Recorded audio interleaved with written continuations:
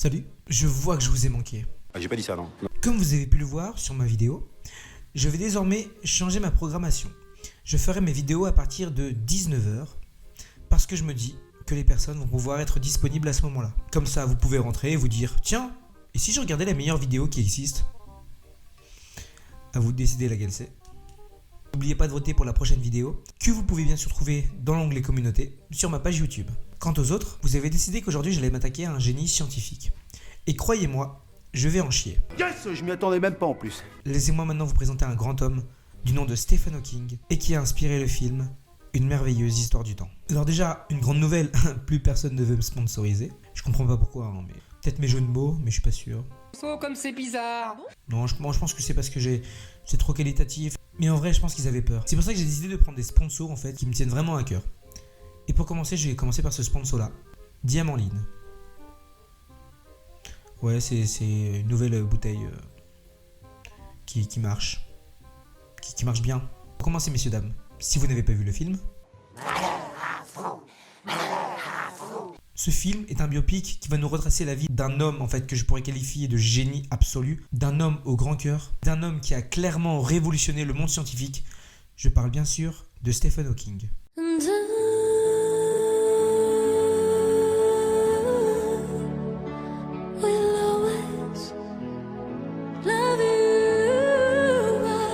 Alors déjà, laissez-moi vous dire que ce film c'est vraiment un chef-d'œuvre, mais je trouve qu'il est sous-coté. C'est-à-dire qu'on peut en entendre parler, mais personne n'ira le voir parce que personne comprend les théories de Stephen Hawking. C'est pour ça que je suis là.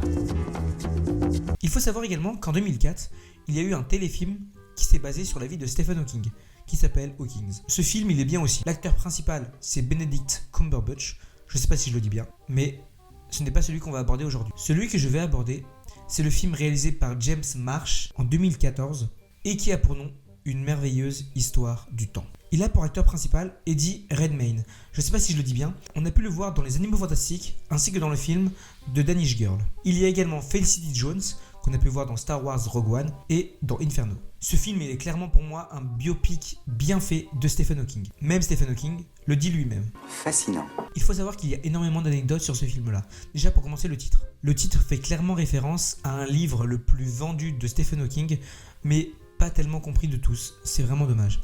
Je parle bien sûr d'une brève histoire du temps. Il faut également savoir qu'Eddie, ouais je l'appelle Eddie, a reçu un Oscar pour son interprétation de Stephen Hawking. Et Stephen Hawking l'a lui-même félicité. En même temps, je trouve que l'acteur le méritait car il a vraiment fait des efforts pour essayer de le ressembler. Il a vraiment été voir des personnes atteintes de sclérose latérale amyotrophique et je trouve que vraiment le résultat est quand même satisfaisant. Ce film va nous parler du début de carrière de Stephen Hawking en 5 parties. Son entrée à Cambridge, sa rencontre avec sa première épouse, Jane, ses premières découvertes, son diagnostic de sclérose latérale amyotrophique et pour finir, son doctorat et ses succès en physique cosmologiste. Bon, je sens que vous êtes chaud et moi non. Parce que pour vous expliquer clairement la vie de Stephen Hawking, j'ai dû me plonger dans des livres de Stephen Hawking. J'ai même dû lire La brève histoire du temps. Bon, c'est vrai que je ne l'ai pas lu en entier. Moi, j'ai tout appris dans les livres. Mais je la connaissais déjà, mais je l'ai pas lu en entier. Et c'est vrai que, contrairement à lui, moi je suis pas un génie. Donc c'est vrai que j'ai pas tellement bien compris. Mais je vais quand même essayer de vous expliquer la vie de Stephen Hawking derrière tout ça. Parce que sinon, ma chaîne ne sert strictement à rien. Je sais que c'est dur à croire, mais ça n'a pas toujours été comme ça. J'ai dû lire également beaucoup de théories scientifiques sur lui. Et c'est vrai que sa vie est quand même assez passionnante. Messieurs, dames, entrons maintenant dans l'intimité de la vie de Stephen Hawking. Alors, Stephen Hawking, il est né le 8 janvier 1942 à Oxford et il est mort le 14 mars 2018 à Cambridge.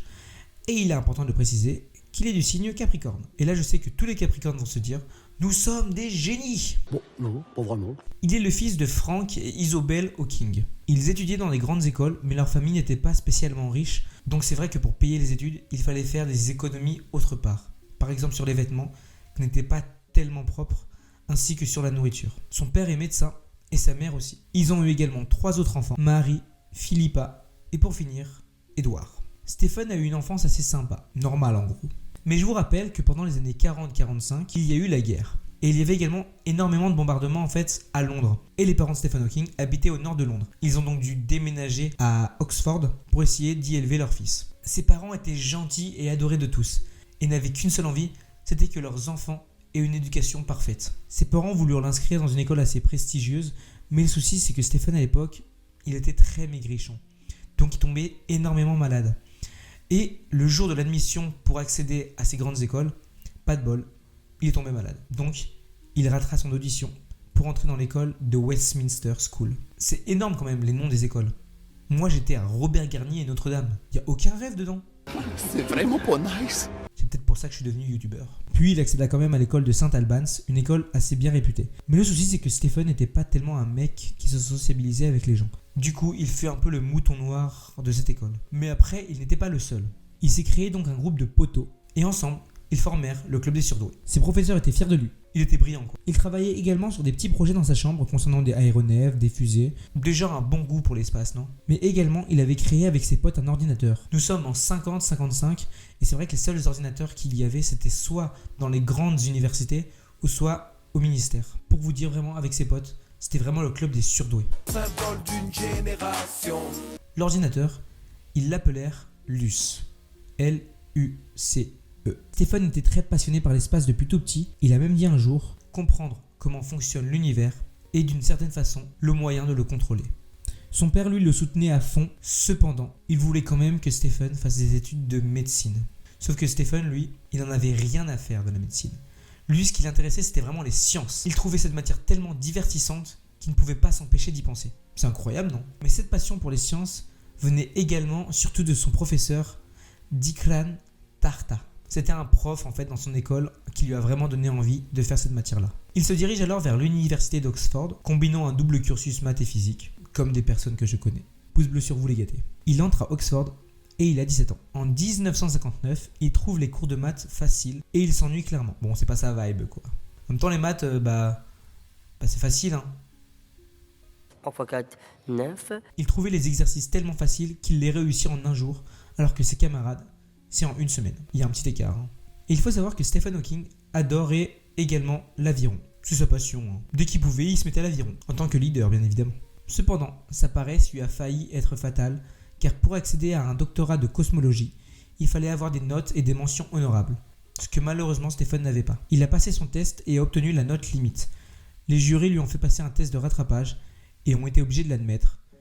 Il était beaucoup plus intelligent qu'il n'y paraissait. En fait, à Cambridge, il y a deux pôles. Un pôle pour l'étude de l'infiniment petit, comme moi. C'est drôle. C'est drôle. C'est-à-dire sur des particules élémentaires. Et un pôle pour l'étude de l'infiniment grand, c'est-à-dire la cosmologie. Il veut prendre la cosmologie car il y a une question qu'il se posait sans arrêt concernant la relativité générale d'Einstein. Pour ceux qui ne savent pas, la relativité générale d'Einstein, l'attraction gravitationnelle qu'on observe entre les masses, est provoquée par une déformation de l'espace et du temps, provoquée par ces masses. Et c'est à ce moment-là que je sais que je vous ai perdu. C'était une blague. Ou si vous préférez, E égale MC2, et pas E égale M6. Fallait que je la fasse. En gros, les masses s'attirent en déformant l'espace et le temps. Voilà. Et en gros, Stephen trouvait qu'il y avait énormément de questions encore à poser. Alors il se dirigea vers le pôle de l'infiniment grand. Voilà pourquoi il se dirigea vers Cambridge. Mais aussi pour y rencontrer un professeur qu'il affectionne, Fred Hoyle, qui était très connu à l'époque. Cependant, c'est la douche froide, parce que Fred Hoyle n'était pas là à ce moment-là. Et du coup, Stephen dut travailler avec un autre homme, Denis Sciamma. Et clairement, il est dégoûté. Marc, je suis avec toi sinon je me bute. Bon, arrête. En fait, la bonne nouvelle, c'est que Denis Sciamma, il est quand même sacrément badass et il va pas arrêter de pousser Stephen dans ses retranchements pour essayer de le faire avancer. Il sait qu'il a eu de retard, mais il croit en lui. Et en 1964, c'est une idée de génie qui lui vient lorsqu'il va voir une conférence d'un professeur, Roger Penrose, qui nous dit qu'il y aurait une singularité dans l'espace-temps, un point ayant une densité infinie, qui pourrait exister au centre d'un trou noir. Et Stephen s'est dit, et si cette théorie s'appliquait à l'univers entier? Et c'est là que son succès a commencé, ainsi que ses problèmes. Avant d'arriver à Cambridge, il faut savoir que Stephen était très maladroit et tombait souvent. Son corps commençait peu à peu à le lâcher et il avait des problèmes pour parler. Les médecins ne savaient pas ce qu'il avait, mais le diagnostic tomba peu à peu comme une évidence. Stephen Hawking était atteint d'une sclérose latérale amyotrophique, une SLA si vous préférez. C'est une maladie dégénérative qui s'attaque au corps humain. Bon, le système nerveux n'est pas touché, on ressent encore les sensations, les sentiments, mais le corps ne bougera plus jamais. 20% des personnes qui l'attrapent en meurent au bout de 2 ans, 3 ans. Et pour Stephen Hawking, âgé alors de 21 ans, Dès qu'il apprend ça, il fait la seule chose que toutes les personnes de son âge feraient. Il s'isole et tombe en dépression. Mais il a réussi à tenir grâce à deux choses. La première chose, c'est que lorsqu'il a été hospitalisé, il a rencontré quelqu'un, un enfant atteint d'une leucémie. Malheureusement, cet enfant va mourir. Mais il se dira qu'il ne faudra jamais se laisser abattre par son sort, car ce gamin avait réussi à sourire tout au long de son hospitalisation. La deuxième raison, c'est grâce à elle, Jane Wilde, sa future femme, ainsi que la future mère de ses enfants. Il la rencontre lors d'une fête du Nouvel An et ils deviennent vite très proches. Elle va devenir la personne qui va toujours l'épauler dans sa vie. Ils vont devenir fiancés en 1964 et vont se marier en 1965. Il aura également 3 enfants, Robert, Lucy et Timothy. Il obtiendra également des bourses pour réussir à mettre sa famille dans le besoin. Il va également réussir sa thèse et va devenir un chercheur au Gonville and Caius College. Il y a 4 ans, on lui disait qu'il n'allait pas tenir 2 ans. Et là, il tient toujours debout. La force d'une personne vient également de sa famille ainsi que celle de ses proches. Voilà. Salut, mi famiglia. Le souci, c'est que Jane en fait devait s'occuper beaucoup de Stephen, ainsi qu'avec l'hospitalisation, avec les soins, et devait également s'occuper de ses enfants, mais elle ne s'occupait plus du tout de son boulot. Cependant, Stephen, lui, essayait quand même de vivre un peu sa vie. Stephen, lui, s'amusait aussi avec ses enfants. Cependant, il s'amusait avec son fauteuil roulant. Parce que je ne vous l'ai pas dit, mais en 1966, Stephen Hawking ne pourra plus jamais marcher. Ses enfants étudieront dans des belles écoles, ils auront toujours en fait de quoi subvenir aux besoins. Et sa fille va se mettre à écrire un livre qui parle d'un petit homme qui s'appelle George et qui vit dans l'espace. Elle l'écrira en collaboration avec son père. C'est mignon. Cependant, sa maladie revient tout le temps à la charge et durant un exposé à Miami, il a du mal à parler. Et c'est un de ses confrères qui va finir l'exposé pour lui. Cependant, lui, il veut pas de traitement en faveur en fait. La personne qui lui a dit « Oh, je suis désolé, toutes mes condoléances », c'est qui va lui rouler sur le petit orteil. Voilà. En fait, il veut pas qu'on s'apitoie sur son sort parce qu'il n'arrêtera jamais de dire que sa vie c'est la sienne. Il a appris à vivre avec. Et même quelquefois, pour se rendre à ses conférences, il y allait en fauteuil roulant, mais en accélérant. Cependant, en 1974, c'est compliqué pour Jane de tout gérer, alors elle demanda de l'aide à des ados pour un rôle d'assistant diplômé. Il l'aidait, et franchement, j'aurais tellement aimé être là et apprendre avec un génie. Mais il faut savoir que sa thèse a fait énormément de bruit. Tout le monde connaissait Hawking, et beaucoup de scientifiques, notamment Roger Penrose, celui qui a donné l'idée de la thèse à Stephen, travaillaient main dans la main avec lui. Ils donnèrent naissance à la thermodynamique des trous noirs et en 1974, ils émettent une théorie sur laquelle les trous noirs peuvent émettre un rayonnement. Ils reçoivent beaucoup de distinctions et beaucoup de prix et en 1974, il est admis à la Royal Society de Londres, un titre émis aux plus grands scientifiques du monde. Einstein, Isaac Newton, Charles Darwin et moi-même. Mais je vais me renseigner. Je suis pas certain, hein. Mais je vais poser la question. Bref, que des BG. Il devient alors le plus jeune membre de cette équipe. Il se voit accepter un poste prestigieux à Caltech en Californie et toute sa famille va alors déménager là-bas. Il est devenu mondialement connu. Il faut savoir que Stephen Hawking avait une mémoire incroyable qui lui permettait de visualiser ainsi que de manipuler des systèmes d'équations assez complexes, sans rien écrire. Il parlait également à beaucoup de chercheurs pour pouvoir débattre de ses propos. Cependant, il débattait peut-être un peu trop. Stephen Hawking était quelqu'un qui exposait vraiment ses avis. Il disait que la foi catholique était, à son sens, pas tellement utile. Il avait également des pensées communistes.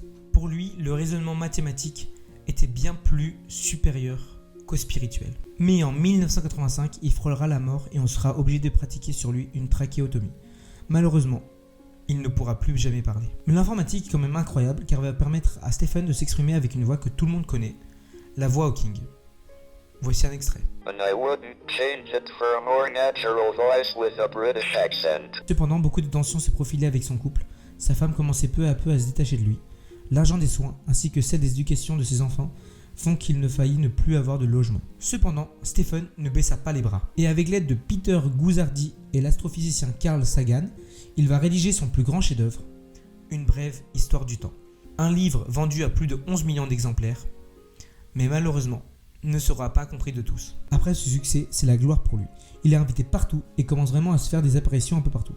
Par exemple, sur un des albums de Pink Floyd et également sur la série Les Simpsons. Il était également suivi par beaucoup d'infirmières qui ne devaient jamais le lâcher.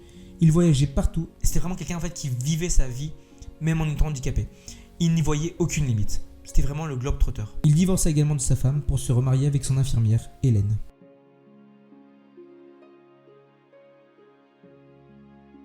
Il deviendra un grand ambassadeur de la physique théorique. Il sera également énormément médaillé et aura également plein de distinctions. Premier titulaire distingué de la chaire de recherche au Canada, le titre de commandeur de l'ordre de l'Empire britannique, la médaille de la liberté offerte par Barack Obama. Et en 2007, il va tester la pesanteur dans un Boeing 727. Le 14 mars 2018, Stephen Hawking meurt de sa maladie. Mais il meurt paisiblement. En 1963, on lui disait qu'il n'avait pas plus de 2-3 ans à vivre. Voilà qui était Stephen Hawking. Et voilà ce que le monde a fait pour lui. Il est devenu l'homme qu'il a toujours voulu être. Un homme humble et un homme reconnu. J'ai une merveilleuse famille et un best-seller. Que demander de plus? Stephen Hawking. Voilà. Eh bien, j'espère que cette vidéo vous aura plu. Si vous avez des questions scientifiques, me les posez pas, parce que je saurais sans doute pas y répondre. Mais je peux quand même essayer pour vous. Parce que je me dis que c'est un peu ça le but aussi. Que vous puissiez apprendre des choses. Et que moi aussi. Mais sachez aussi que faire cette vidéo, c'est vraiment un véritable honneur pour moi. Alors je vous dis merci. N'oubliez pas de voter pour la prochaine vidéo, de liker, de partager. Surtout n'oubliez pas, that's not life. Et abonnez-vous. Non merci, je choisis de vivre.